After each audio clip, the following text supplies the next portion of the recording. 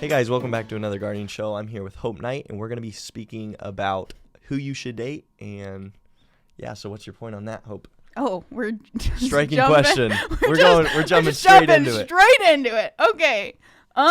Okay. So let me see. So what's your question again? So basically, who should a woman date as a man? Oh, okay. Like so who should you find as a man? Okay. So for me personally, I'm just gonna start with that because that will, like, I base my opinions off of like what the Bible says, and then I'll give some biblical insight after. But so first thing, they have to be a Christian. I mean, that goes without saying. I think that all people who are following God and are Christians should look for a Christian to date because you are dating to get married and you want to marry a Christian. I mean, I think that goes without saying. Yeah, you gotta have like the same beliefs as far as like for people. Like if you're like dating someone that doesn't believe the same thing as you, then it's kind of like a lost cause as far as like you're pulling someone that's not going in the same direction as you. It's really, really hard. And I know that some people don't put that on their first thing on their list because they're like, oh, well, I can turn them into a Christian. But I think that if they already like have that like solid foundation of like being a Christian and like doing that, like I don't think that you can turn someone into a Christian. Like God has to do that. Mm-hmm. So that's the thing. Like if you say, oh, like they'll become one, like they'll turn into one, like I'll convert them to a Christian. Only God can do that. So if it hasn't happened already and they've been like exposed to like Christianity and Christians and everything, honestly, like there's not much you can do other than pray for them and pray for them to accept it. And also what I would think if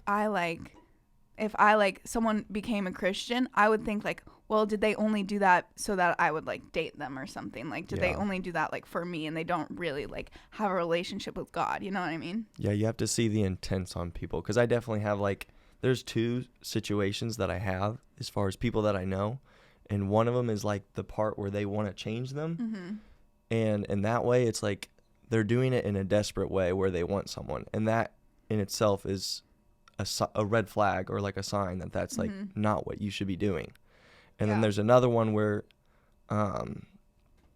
it was basically like she waited for him to become a Christian. And she was like, she wasn't going to give up her values for someone or like try to convert them because she's like, it has to be like a gift to me too. Not that I'm sacrificing like my religion.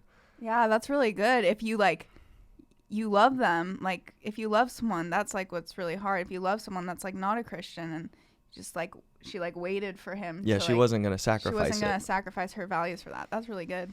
Yeah.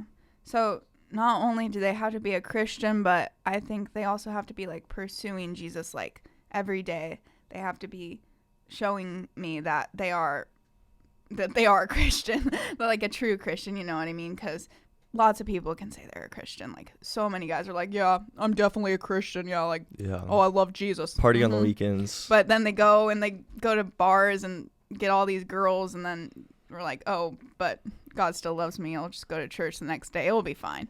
Yeah. Like that's not what I want, or that's not what we should look for. Like, so they have to be constantly like pursuing Jesus and showing me that they're not gonna fall into like the temptations of the world and everything.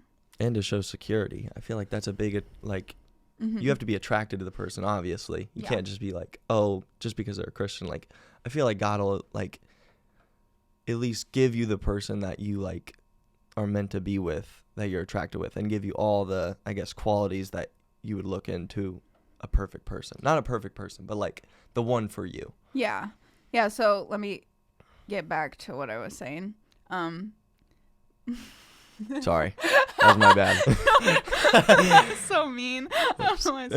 No, you're good. Anyway, what I was gonna go into that. That's what I was saying. But so other than like the whole Christian part of it, like what Levi was saying, like you also want to make sure you're like socially compatible with them and like physically like compatible with them. Yeah. So what I mean is like you want to make sure you like get along with them, obviously. You know, you don't want someone that you literally like don't. They could be like the perfect like Christian guy, and he's like, oh, he's pursuing Jesus, but you just like do not vibe with his personality at all. Like there's no connection like whatsoever. And then also, I guess physical like attractiveness, like you kind of do have to be somewhat physically attracted to them, because I think that like it shouldn't be like your main priority, because I think that once you like get to know someone and like if you really like them for like their values and their personality and everything, I think they will be like more physically attracted to you. Like they'll become more attractive to you. Yeah. And so I don't worry too much about that, but it is important, I think. Yeah. You can say something, Levi. It's okay. Yeah, I'd say that's definitely a good point on it, as far as like it can't be the main one, but it can also be like something on the list as far as what to look for as something that you see in the person. Yeah. And another question that I was going to ask you is if you have... What? I don't know. I can't read this. If I have what? I can't read this. No, that's not what. She wrote us questions. That's not a question. Oh, they're not questions, they're just bullet points. No. Okay, so I thought we had questions. I'll ask you a question, okay? Okay, okay, cool. What kind of woman like do you look for? Like I said, like what mine was like on my side, like what is yours? Yeah. I would say it's probably like the same list almost. Yeah, I mean, you definitely have to like, she has to be Christian, number one. Mm-hmm. And then you have to be, I guess, social compatible, and I guess be attracted to them. Mm-hmm. As far as like you want to pursue them, and like you have to have this like, I don't know, this like connection, like this soul connection, I guess. Yeah. With them. So where is it like different between like men and women? Like what man you should look for, and then like what, if you're a guy, like what woman you should look for. So for a man, what I want to look for is I want like someone who's a strong leader, because that's what God like calls men to do. Like in the Bible is like lead his family and like be the spiritual leader of the family. I don't want to be like, I love God with like all my heart, but I'm not the main spiritual leader. Like that's up to like the man to do. Yeah. Like that's what God says.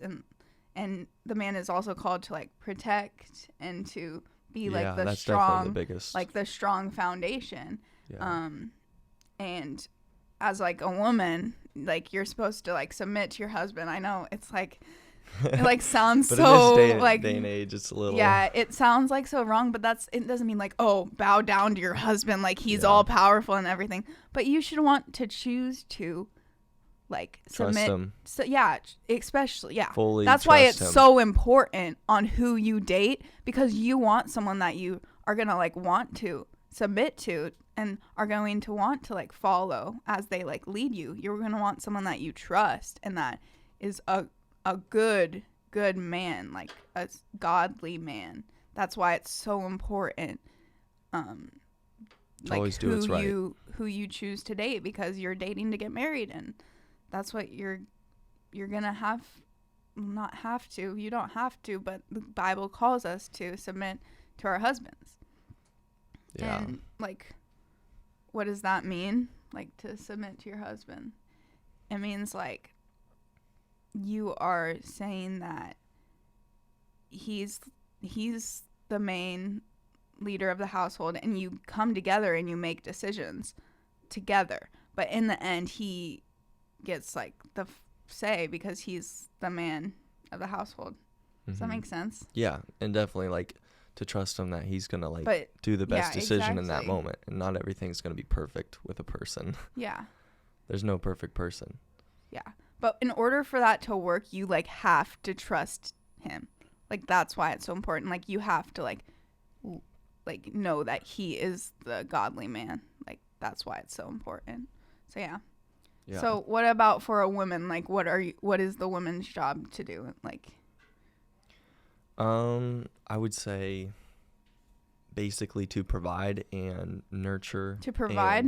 Or not to provide, but like to nurture like the like the family, as far as like her part is like I don't know what you call it, like to nurture. nurture Basically nurture the to family and but to also, so in Proverbs 31, I'm sure everyone's heard this verse, but it's like tells you what like a wife should do and like what she should be, or like how she should be to her husband. Yeah, righteous, all these things. So let me just read like the first like few verses. Actually, it's kind of long, it's okay. Let me just read it. Okay, so a wife of noble character, who can find?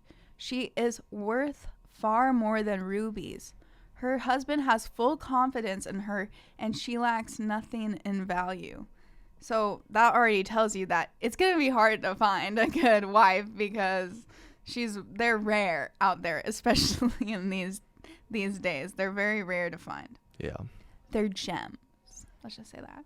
She brings him good, not harm, all the days of her life. Aw. She Sorry. So like I'm just looking for like the most important things, like what her character says about her. Yeah. So she brings him good and not harm. Like that's like pretty powerful. Like, you know what I mean? Like she takes care. Your wife is always there for like your good, like as a support. Like she's not supposed to like cause you like harm or to stumble. Exactly. She is clothed with strength and dignity. She can laugh at the days to come. I think that's funny. I saw this like article or something before we started this, and it was like a good wife has like a good sense of humor and stuff. Yeah. She can like laugh and stuff and all. And I think that's like so like funny how the Bible says that. And I like think it's kind of important too. Like she's not gonna be like during the hard times. It's not gonna be like all like hard and rough. Like she's supposed to make like it like easier like and stuff. Yeah. So. Hope's like, I'm a perfect person with the perfect personality. And I did not say I'm a perfect person. No, I mean like you're like, I'm the perfect one. The perfect one. I have a great sense of humor. Yeah. Maybe I did. Maybe. But it's fine. Many women do noble things, but you surpass them all. Charm is deceptive and beauty is fleeting, but a woman who fears the Lord is to be praised. That's a good one. She fears the Lord. Mm-hmm. It's a very important quality. Give her the reward she has earned, and let her works bring her praise at the city gate. That's the end of it. So if you like want to know like how to be a good, like if you're looking for a husband and you just want to be like a godly wife, like look at Proverbs 31, because it like tells you like what to do and like all the things that you want to portray and stuff. So yeah, I think it's pretty good. Yeah, spot on with everything. It's like a blueprint. I hope you learned something today on who to find and the characteristics that you're looking for on who to date. And yeah, make sure to join us next time, right, Levi? Yep. All right. Thanks, Hope, for having on the podcast, and we'll see you next time. Bye, everyone.